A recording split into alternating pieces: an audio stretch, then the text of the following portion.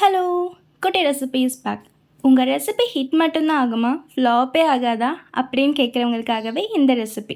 இன்ஸ்டாகிராமில் எக் பிக்கல்னு ஒன்று பார்த்தேன். அடடே நல்லா இருக்கே, நம்மளும் ட்ரை பண்ணுவோம் அப்படின்னு ட்ரை பண்ணால் அட்ட ஃப்ளாப். ரெசிபி ஹிட் ஆனால் மட்டும்தான் போடணுமா என்ன, ஃப்ளாப் ஆனாலும் போடலாம். நான் என்னென்ன மிஸ்டேக்ஸ்லாம் பண்ணேன்னு சொல்கிறேன், அதை கரெக்ட் பண்ணி நல்லா வருதான்னு நீங்கள் ட்ரை பண்ணுங்கள். நான் 4x எடுத்துக்கிட்டேன்.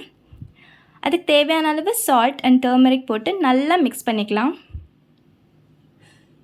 நல்லா மிக்ஸ் பண்ணிவிட்டு ஒரு கேனில் ஆயில் தடவிட்டு மிக்ஸ் பண்ணி வச்ச எக்ஸை போட்டு வேக வச்சுக்கலாம். இந்த மாதிரி வெந்து வரும். இதை க்யூப்ஸாக குட்டி குட்டியாக கட் பண்ணி எடுத்துக்கலாம், ரொம்ப சாஃப்டாக. இப்போ தான் நான் பண்ண மிஸ்டேக்ஸ் வரப்போகுது. 10xக்கு செய்ய வேண்டிய பவுடரு நான் 4xக்கு செஞ்சுருக்கேன். நீங்கள் அதை கொஞ்சம் குறைச்சிக்கோங்க. இப்போ வேறு ஒரு பேனில் ஆயில் எடுத்துக்கலாம். கடுகு உளுந்த பருப்பு நல்லா வெடித்து வந்ததும் கார்லிக் போட்டுக்கலாம். இது நல்லா கோல்டன் ப்ரௌனாக வரணும். இப்போ இன்னொரு மிஸ்டேக் பாருங்கள், பெருங்காய பவுடர் எவ்வளோ அள்ளி வீசுகிறேன்னு. இந்த மிஸ்டேக்ஸ் அவாய்ட் பண்ணிக்கோங்க. அண்ட் சில்லி பவுடர் ஆட் பண்ணிக்கலாம். இப்போது டேஸ்ட்டுக்கு தேவையான அளவு சால்ட்டு அண்ட் புளி தண்ணி, புளி கரைச்சி நல்லா திக்கா. இப்போது எக் ஆட் பண்ணிக்கோங்க.